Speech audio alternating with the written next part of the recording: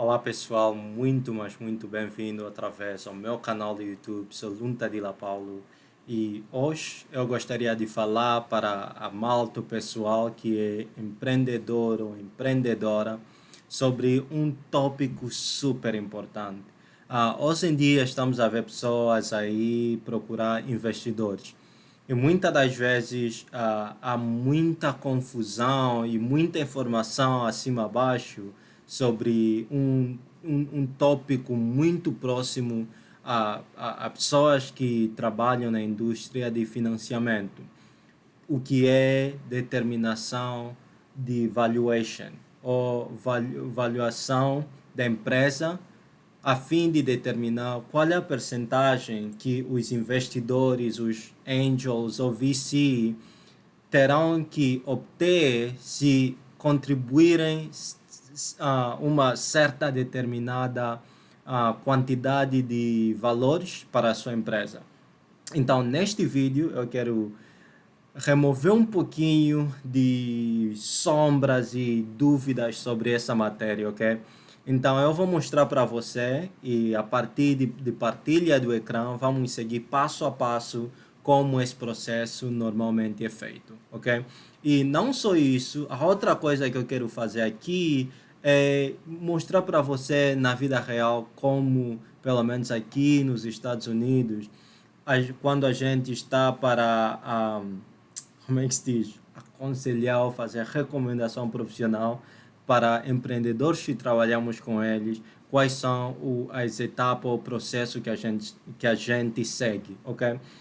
Então, a primeira coisa que eu quero que você entenda é que quando você, sobretudo para o pessoal que ainda não tem uma empresa estabelecida, mas está no processo de desenvolver um produto, um MVP, Minimum Viable Product, para levar no mercado e vai à busca de financiamento, como você determina o valor da sua empresa, ok?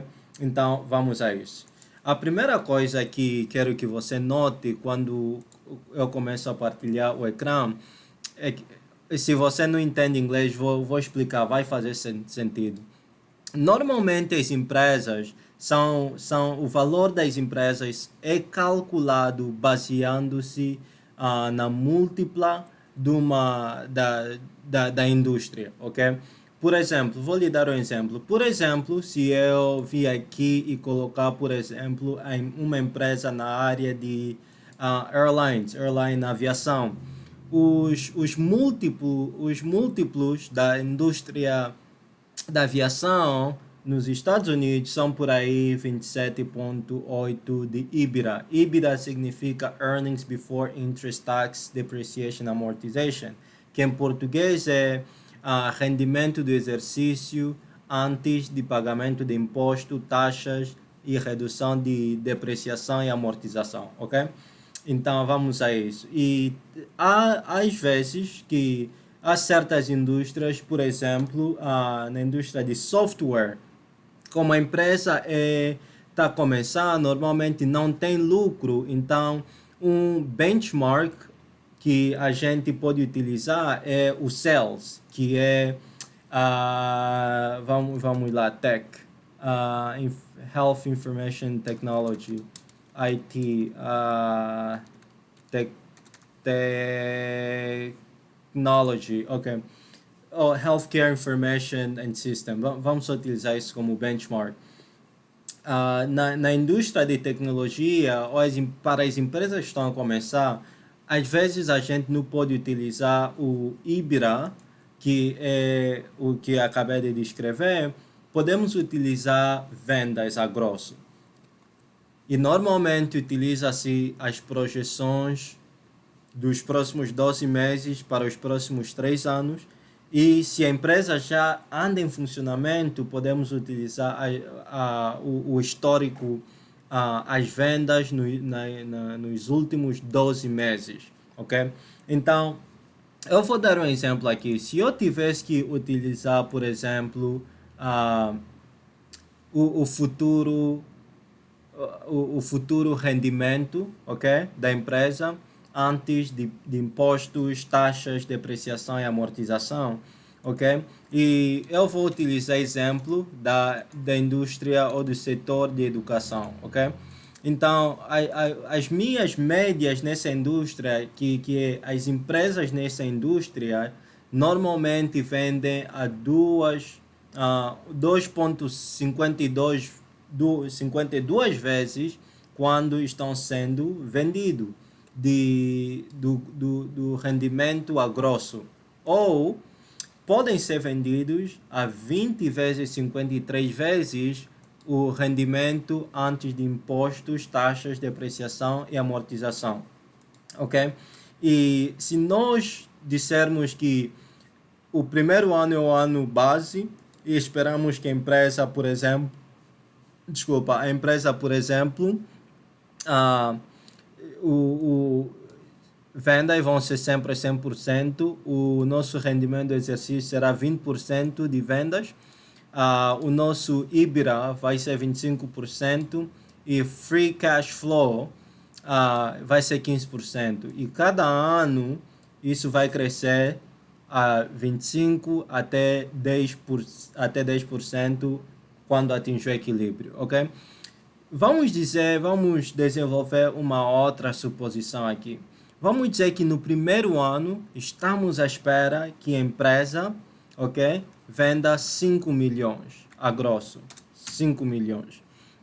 E o resto vai ser povoado.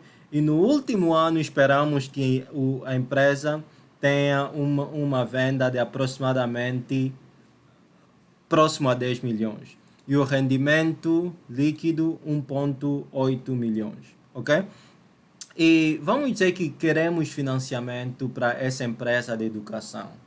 E o investidor, o angel, o VC, está disposto a investir 200 mil, ok? Vamos ver o que vai acontecer.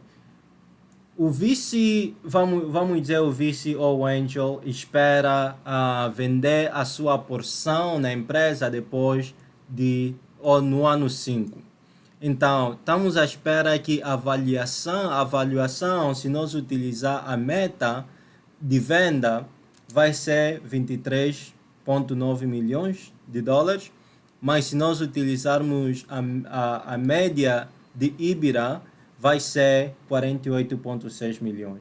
Como tem uma grande disparidade do valor, o que eu acho interessante fazer é encontrar a média entre os dois, mas não só determinar a média. O que eu prefiro fazer, na verdade, é encontrar uma forma de escala. Qual é o fator que eu quero dar mais peso? Vendas ou o resultado do exercício antes do imposto, taxas, depreciação e amortização? Então, eu vou dizer que quero que as vendas, a avaliação determinado através da venda seja 60%, ok? E a avaliação do IBRA seja 40%. Então, a minha média da avaliação depois do dinheiro, que nós chamamos de post-money, vai ser, no valor de hoje, 1,5 milhões. E eu vou explicar como é que chegamos aí, ok? E então, isso quer dizer que o meu pre-money, ok? A minha média vai ser, se eu atribuir 60% aqui também, perdão, 60% aqui. Então, a minha média de pre-money vai ser exatamente a diferença entre o que o investidor vai contribuir ou a avaliação média menos o que o investidor vai contribuir. Exatamente 1,3 milhões. Porém, antes de chegar aí, vamos voltar na avaliação. Como é que chegamos aí? Certo? Apenas multiplicamos o que nós vamos vender no último ano pelo fator de 2,5. Ok? E a avaliação de IBRA, multiplicamos o IBRA no futuro vezes a nossa média que esperamos obter. Agora, o que esse 85% está a fazer aí? Que é o retorno que o Angel e o VC ou o VC espera receber do valor que estão disponíveis a contribuir, ok? Então, nós calculamos isso aqui, ok? Determinando o valor presente do montante que está a ser, o valor presente desse valor que está no futuro. Praticamente, o que a gente faz é... Aqui estamos no ano 5, esse é o valor no ano 5, mas a questão não é qual é o valor no ano 5, mas é qual é o valor da empresa hoje, que nós vamos contribuir hoje. Então, se você estuda finanças, ou gestão, ou contabilidade, você deve entender sobre o valor do dinheiro no tempo. Então, esse é o valor, este valor é esses 23.000,9 no dia de hoje, utilizando esse retorno que o Angel ou VC espera receber na data de hoje, ou durante o período do investimento.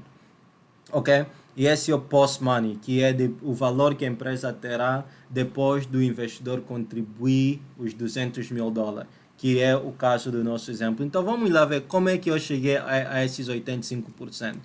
Como estou a utilizar o exemplo da realidade angolana, ok?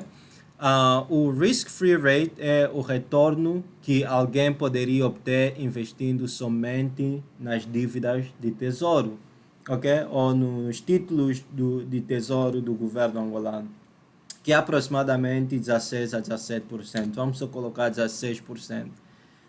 Angola tem grande inflação, ok? Então, a inflação angolana nesse momento está por volta de 25, 26%. Mas como já estou a ser compensado pelo risco, se eu tivesse que investir nas dívidas do tesouro, o que eu vou fazer aqui, vou colocar 25% menos esse valor que já tenho aqui. Então, vou colocar a inflação a 9%, porque o risco de inflação, que somando os dois, me dá exatamente os 25% que, se eu investisse esse dinheiro nas dívidas de tesouro, é o valor que eu esperaria de receber. Tem o risco de investir em Angola. A nossa economia não é tão estável. Então, o investidor pode esperar receber um retorno pelo risco de investir em Angola, em vez de investir nos Estados Unidos, por exemplo, com o mercado mais avançado. Vamos dizer que o risco do país é 10%. Não me pergunta como calculei. Estamos a utilizar suposições. Se quiseres, podemos fazer outro vídeo a abordar sobre isso. O setor de educação é estável, é previsível, então vou colocar o risco de 3% apenas. Ok? O risco de pequenas empresas. Sabemos que as pequenas empresas têm mais riscos de ir à falência do que as empresas já estabelecidas. Então, vou colocar o risco de investir nesse empreendimento pequeno por volta de 5%. Ok? A seguir, eu vou colocar o risco de liquidez. O facto de eu investir os 200 mil na sua empresa quer dizer que eu não tenho habilidade de utilizar esse dinheiro e convertê-lo rapidamente em cash, porque estará investido na sua empresa. Então, eu vou colocar esse risco de 7%, que eu vou esperar receber. E tem o risco associado especificamente à sua empresa, ok? Talvez a gestão não vai ser tão boa, não sabemos se vai ser bem sucedido ou não. Não sabemos se o plano que você nos mostrou vai realmente ser o que vai ser executado. Então, eu vou colocar esse risco a 15%, um dos mais altos. Então, o risco que eu espero receber, o retorno que eu espero receber, vamos dizer que nesse caso é de 65%. E quando voltamos para a nossa calculação, aqui teremos 65%. E ali a minha avaliação vai mudar. Então, baseando-se nessa escala média, ok? O peso, a balança entre as vendas e os rendimentos então tenho essa avaliação. Se eu vou contribuir 200 mil, então eu espero receber 7,23% da sua empresa. Se eu quisesse contribuir, vamos dizer que eu quero investir 500 mil, logo terei 18,08%.